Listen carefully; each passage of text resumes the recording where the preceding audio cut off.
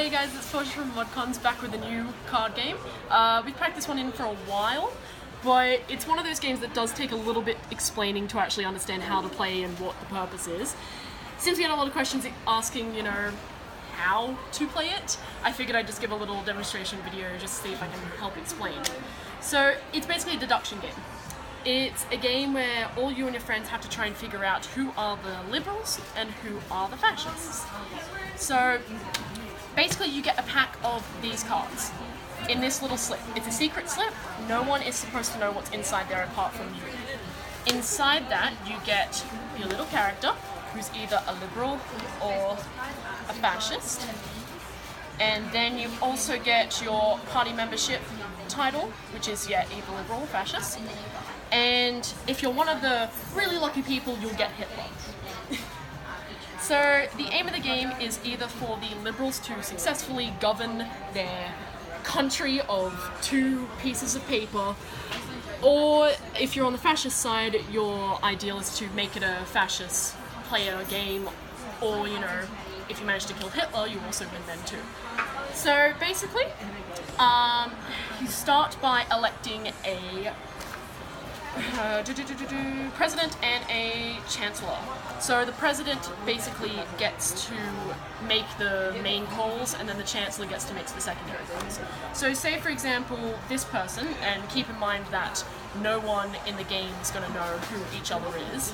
So this person over here, they get the president role. They get it based on luck the first time around. And then this person over here, they get chancellor. So everyone then gets to vote on whether or not they want these 2 people to be the president or the chancellor.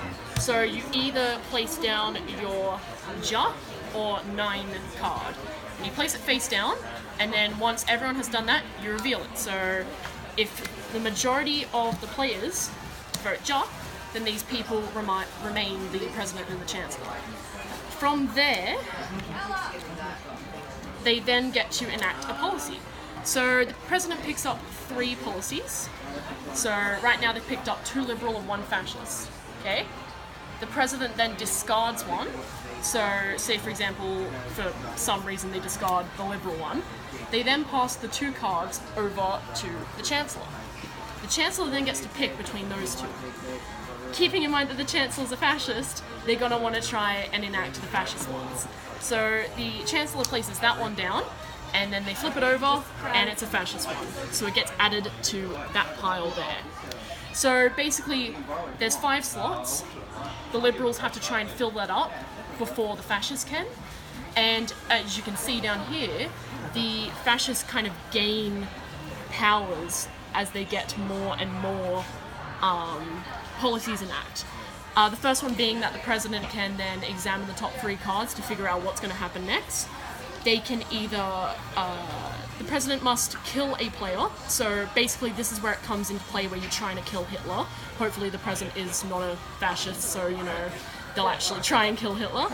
And then the next one is that they can kill a player, but the veto power is unlocked. So the veto power basically means that the chancellor or the president can agree to not do anything at all so that they avoid that whole situation. It's a bit complicated, but as you can imagine, it does get quite easy to play, and it does get really fun when you're trying to figure out who's who to trust and all that sort of stuff. Also keep in mind that the fascists do know who each other are, so they are working together as a team, whereas the liberals are a little bit confused over who's who and who to trust. Not a good game to play if you want to keep respect with your friends and, not think they're a bunch of liars. By the end of it, you will be wondering what other situations they have been lying in. But other than that, I think that is it. See you later, guys.